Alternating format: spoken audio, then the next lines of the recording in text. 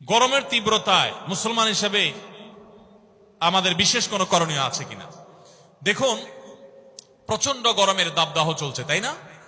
কাঠফাটা রোদ চলছে এবং আমরা বিভিন্ন সংবাদ মাধ্যম থেকে জানতে পেরেছি যে এই বছর এত বেশি গরম নাকি পড়ার আশঙ্কা আছে, সম্ভাবনা আছে যে গরমে প্রচুর মানুষের হিট স্ট্রোক হতে পারে, অনেক বেশি আপনার মানুষ অসুস্থ হয়ে যেতে পারে, দুর্ঘটনা ঘটতে পারে। গত বছর হজে রেকর্ড সংখ্যক মানুষ হিট স্ট্রোকে মারা গেছে এবং আমরা হজে ছিলাম, সাইফুল্লাহ ভাই ছিলেন। এত গরম, এত কষ্ট, মনে হয় জান বের হয়ে যাবে। তো এরকম পরিস্থিতিতে একজন মুসলিম হিসাবে আমাদের কিছু করণীয় আছে কিনা?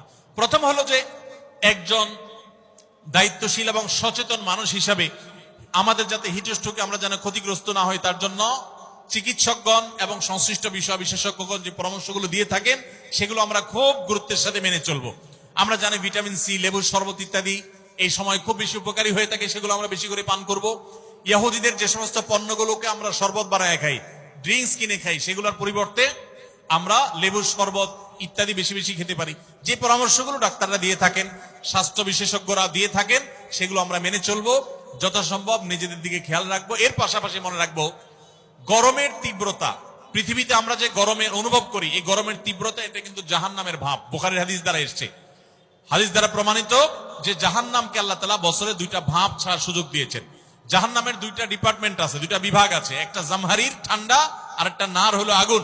আগুন এবং ঠান্ডা উভয় ডিপার্টমেন্ট থেকে বছরে দুইবার ভাব ছাড়া হয়। এই ভাবটাই আল্লাহ পৃথিবীতে এক এক জায়গায় এক এক সময় বন্টন করে দেন, ঠান্ডা এবং গরম আমরা অনুভব করি।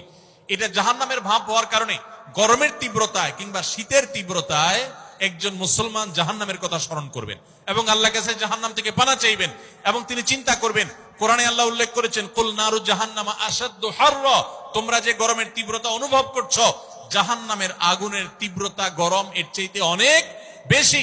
দুনিয়াতে আমরা যে আগুন জ্বালিয়ে থাকি, আমরা চুলাতে রান্না বাড়ার সময় যে আগুন জ্বালিয়ে থাকি, এর চাইতে ফ্যাক্টরিতে যে সমস্ত আগুন জ্বালানো হয় সেগুলোর তীব্রতা অনেক বেশি। দুনিয়াতে আগুন যত তীব্র হতে পারে, জাহান্নামের আগুন তার চাইতে 70 গুণ বেশি তীব্র। ভাইরা আমার, তো এই জন্য এই গরমের তীব্রতা আল্লাহর কাছে জাহান্নাম থেকে পানা চাইবো। অনেকে গরম তীব্র হলে গালিগালাজ শুরু করেন, বিদ্যুৎ গেলে বিদ্যুৎ কর্তৃপক্ষের 14 গোষ্ঠী ধরে গালিগালাজ করেন, গরমের মা বাপ তুলে অনেকে গালিগালাজ করে, আছে না নাই? আর কিছু না হোক, একটা নরমাল গালি দেয়, বউয়ের ভাইয়ের কথা বলে যে অমুকের গরম, বলে কি বলে না? তো এই ধরনের যে কথা বলা হয়, এগুলা অনেকে আমাদের নিজের অজান্তে বলি, যে গরমে সহ্য করতে না পারে গরমের মা বাপ তুলে গালিগালাজ করে দিলাম। তো এটাতে কি গরম কমবে? আরো গরম বাড়বে। কোন গরম বাড়বে?